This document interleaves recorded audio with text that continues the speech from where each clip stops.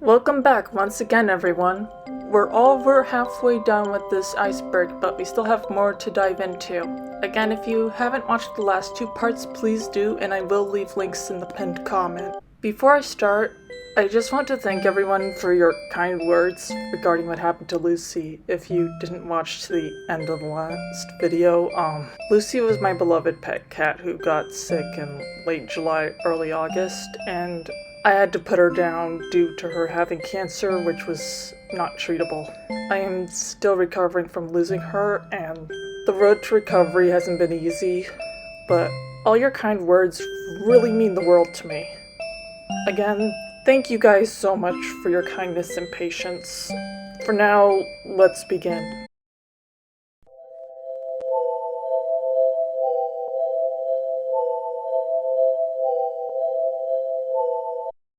We start this layer off with a user I've heard of vaguely, but I really don't know much about. This user is called US-UK Scott Ing Cult, and that's all I know. The most I can gather is based on their user. They ship US-UK and Scott Ing, which, okay, it's not my thing, but if people like it, it's fine. Sorry, I don't have much information on this person. I tried looking them up on places like Instagram, Twitter, and Tumblr along with Googling them, but I just couldn't find anything, so I guess they deleted their account. The next item on this layer is another user, this time someone I am unfortunately familiar with, because I was made aware of their presence on Tumblr. This user was known as Ask-Nazi America, someone who is very open on their main blog about being alt-right. They created their own alternate universe where various Hetalia characters are part of right-wing parties in their countries before both of their accounts were deactivated. Or were they? You see, I dug up the post calling for them to be reported on my blog and found in the replies that the second account might still be around, but only able to be seen on Tumblr dashboard, which tends to happen to Tumblr blogs marked NSFW.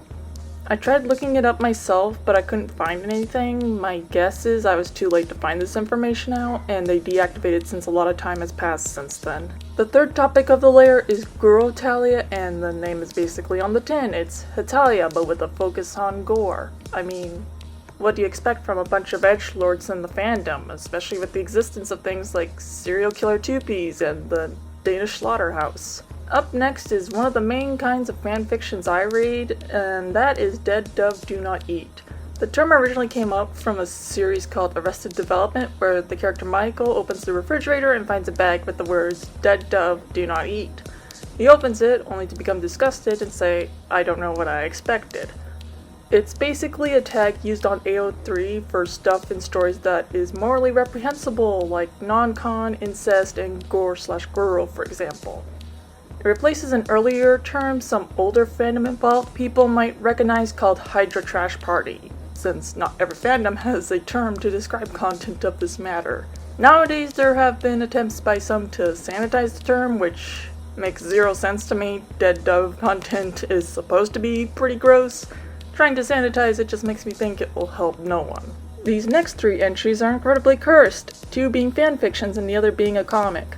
The first fanfiction is called Economic Flushout, which I think is what the person means by economic crisis, because all I could find when searching that was the next item on the layer. Economic Flushout isn't actually that easy to find anymore, since I could only find it on a Tumblr blog, but I did readings of both parts on this channel, though I age restricted them for very good reasons. To answer the question of what is Economic Flushout, basically it's a fanfiction where America has bowel issues, and Russia wants to quote-unquote help him, and it goes to hell. I honestly can't decide which part is worse. You guys can decide that for yourselves. I'm moving on. Next up is the comic, and it is called Financial Crisis. It is well known of, and unlike Economic Flushout, is easier to find.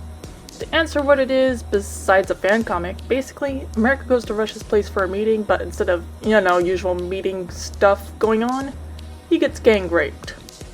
I'm not lying. It's not the only fan content with gang rape in it, but it's probably the most well-known in the fandom. Lastly of the trio of cursed content here is called Taco Hell.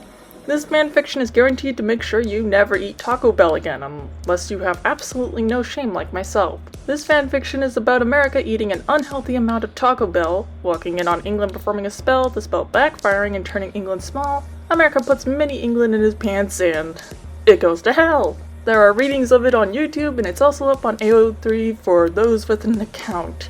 Just don't read it while eating unless you have a stomach of steel. Up next is Rule 34 Hetalia, which I presume is the Hetalia tag on Rule 34. I've already gone through it because, again, I have absolutely no shame, and I am disappointed in how little Romania content there is. What? Look, that's the main reason I looked up the tag anyway. What did you expect? On the plus side, the Hungary content is good and gives me ideas. Our next entry is Hetalia kink communities. The most I could find were kink meme requests, but I can only assume there are kink communities that involve the characters because honestly, it wouldn't be the craziest thing I've heard of. Come on guys, don't act like this is such a crazy concept when there's so much more sexually extreme stuff out there. The next topic is a user called Hetalia But Hell. I believe this was a Twitter user, but the account has since been suspended. The name sounds familiar, but I don't actually know for sure what they posted. I first thought they might be one of those flop accounts that are honestly more cringy than the content they post that makes them cringe. However, when I look through some remaining tweets at them, it appears they may have actually been posting the quote-unquote problematic stuff. I have not seen this content personally, but regardless, I'm not going to judge them. This next entry is something I find weird, but not for what some might think, and it's pro-shipping communities. I'm not sure why it's so far down here, considering I am on the pro-ship side when it comes to pro-ship versus anti-discourse. Unless this is your first video of mine you are watching, it really shouldn't be a surprise. Pro-ship is the stance that anyone can ship whatever pairings between fictional characters regardless of whether you personally like them or not. I am giving you the definition because it has been given wrongful definitions for a while. Also, using it in a context like, quote, "these are my pro-ships," end quote, is incorrect usage, and people who say that are most likely lying about being pro-ship. The stance of pro-ship goes hand in hand with pro-fiction, anti-harassment, and anti-censorship. To be pro-fiction is to believe anything can be written about in a fictional story even if you personally do not like the content. I think anti-harassment and anti-censorship are pretty cut and clear, so definitions won't be needed. The opposite of pro-ship is antis, also called fantis, fandom police, or fanpol for short.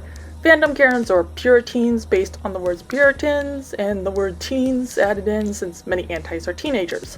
Antis believe that what you like in fiction translates to what you like in real life, so for example, you like an incestuous pairing, they believe it means you like and support real life incest.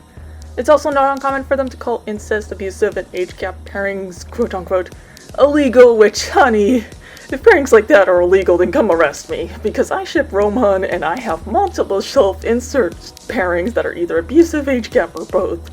Unfortunately for these Puritans, the police don't give a shit if I or anyone really draws my self-insert or any fictional character getting smacked around like a punching bag.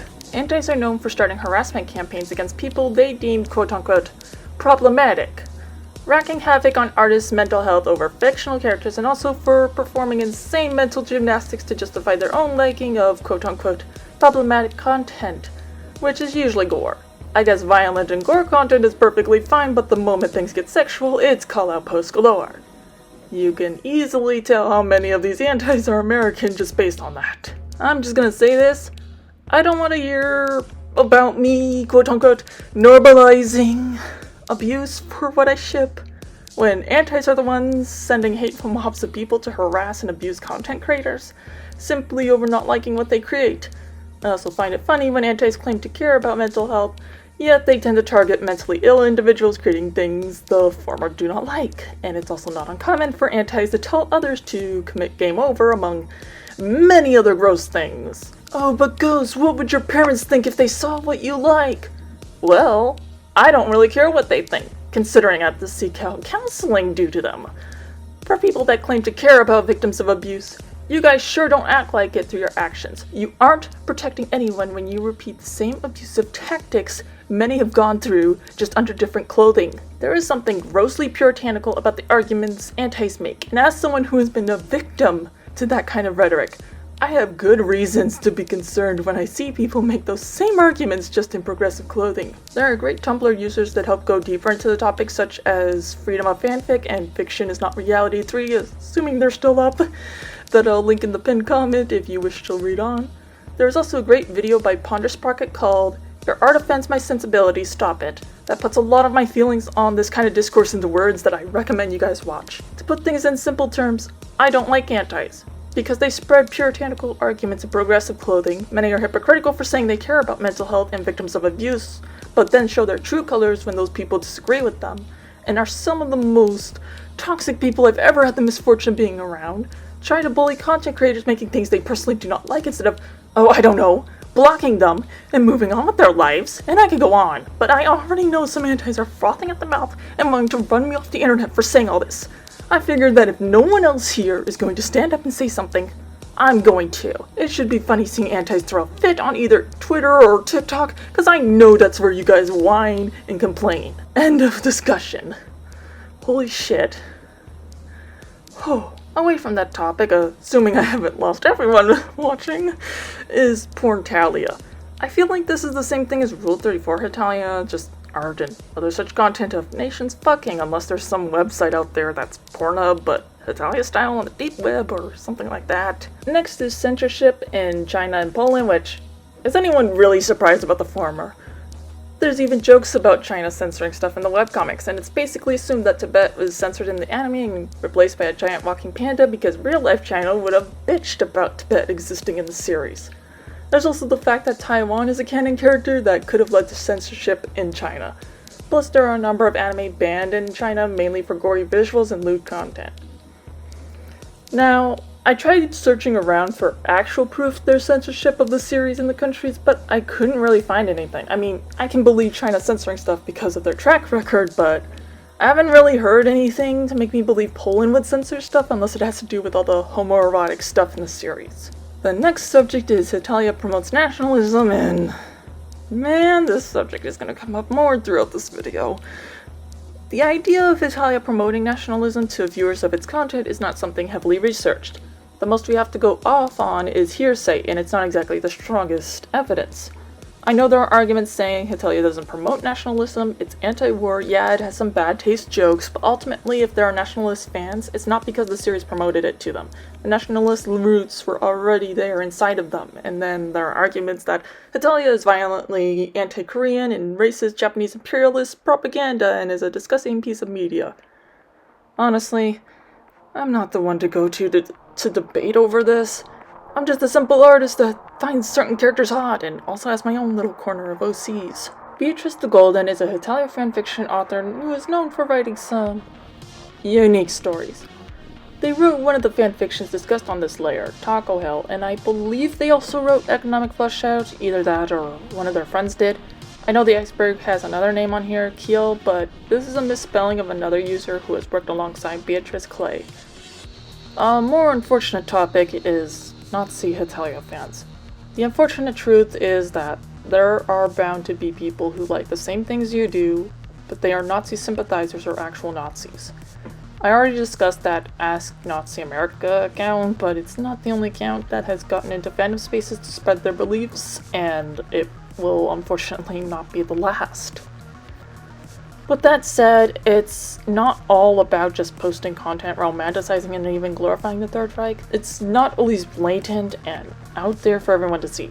It can be more subtle and casual in forms. Things like anti-Semitism, racism, xenophobia, LGBTQ+ phobia, ableism, and such can easily be that way, and sometimes you don't even notice it for multiple years. I didn't even notice until recently that the old woman, the evil queen in Disney Snow White, in The Seven Dwarfs turns into is based on anti-Semitic stereotypes. I don't really know where I'm going with this. Cookie crumbs. Nazis leave cookie crumbs even when they try to be subtle and seemingly normal. Second to last on this layer is America-centered Guru fanfictions, at least that's what I think it says. The name is on the label, it's Guru content, with America being the main victim. Honestly, after the shit I've seen online, this stuff barely causes me to bat an eye. If anything, seeing recent activity in the fandom against Guru is hilarious to me because I've consumed a lot of Goro content in this fandom, whether it be the Danish Slaughterhouse, Seven Little Killers, and fiction-inspired or extremely detailed fan art. Basically, I'm a gore whore who finds recent moral panics over gore and fanworks amusing. Will this open divulging of my tastes get me cancelled? We shall see about that. The last topic on the Slayer is thousands of Lost Hetalia Tumblr fanfics. This is mainly because of Tumblr's porn ban, which got it to lose a large amount of users and also content that was taken down. There's probably juicy content for your favorite character appearing, but Tumblr put it all in horny jail, or in this case horny purgatory, since you won't be able to get it back.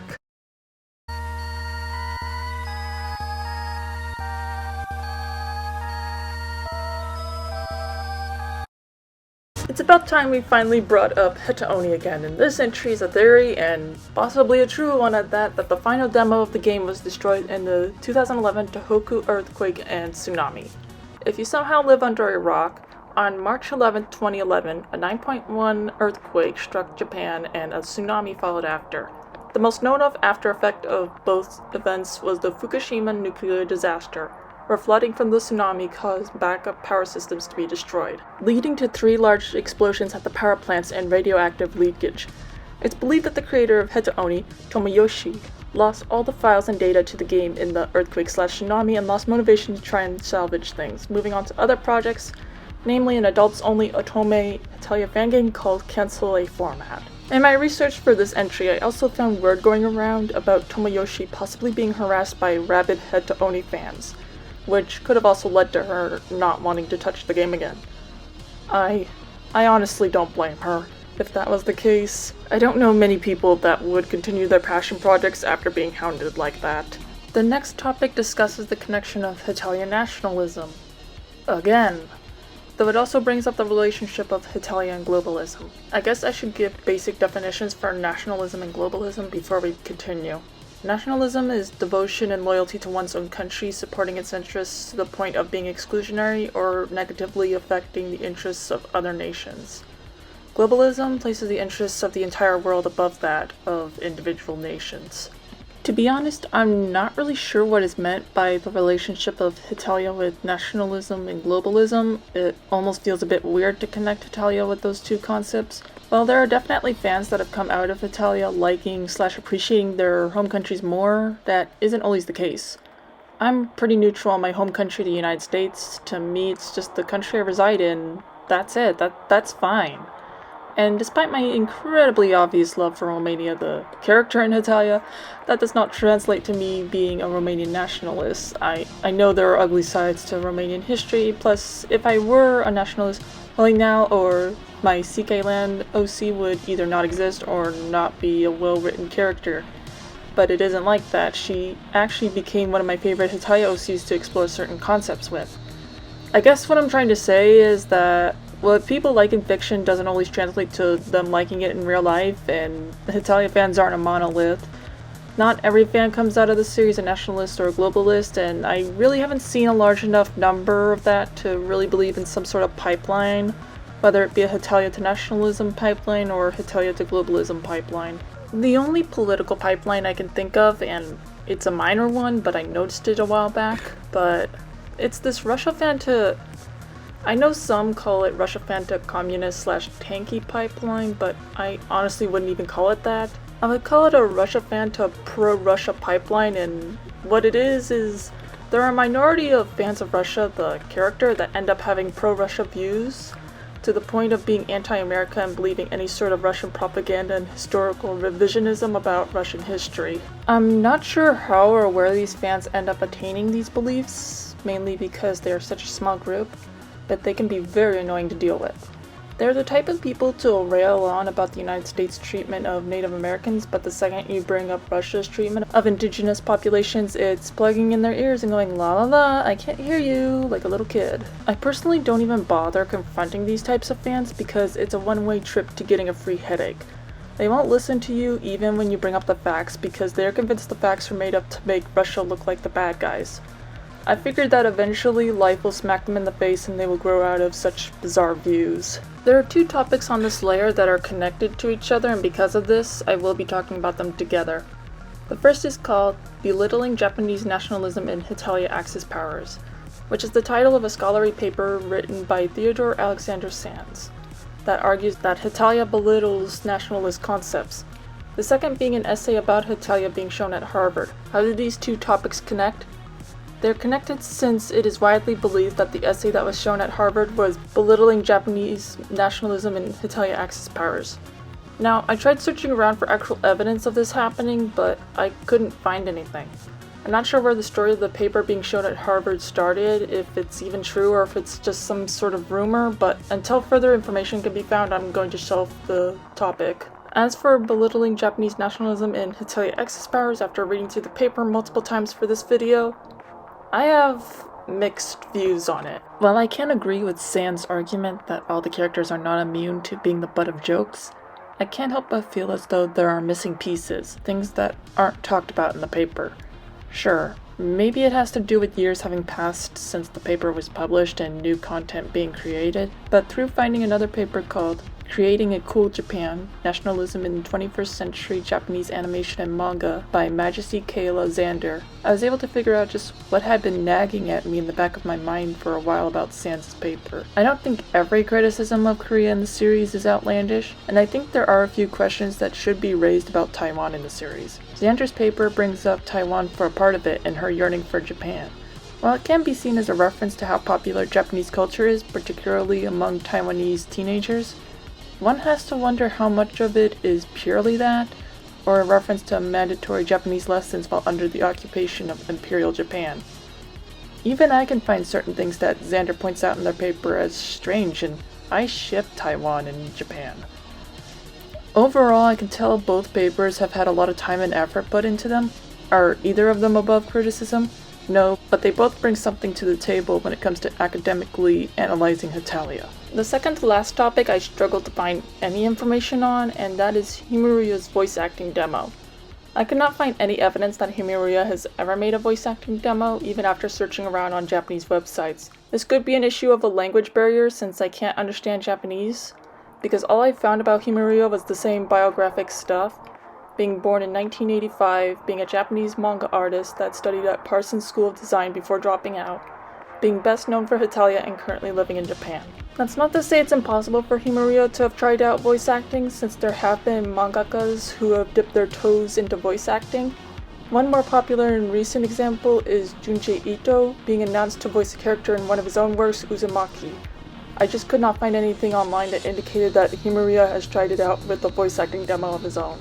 Last on this layer is 2CH2Chi. I don't know how that's pronounced. 2CH is short for 2channel and is often viewed as Japan's version of 4chan. Having been on both sites before, I can see why the similarities are brought up. From what I can tell, there's quite a community of Hetalia fans on 2channel, and that community has its own history timeline, though it's not as well known due to the language barrier between the Japanese and English fan bases. Alright everyone, we are almost through everything on this iceberg. After the final iceberg layers, I hope to put together all the layer videos into one huge video. Oh, my poor laptop. Yes, it will suffer trying to export that thing in iMovie. Anyway, for now, I hope you guys are enjoying the venture through the fandom iceberg, and I will see you guys next time.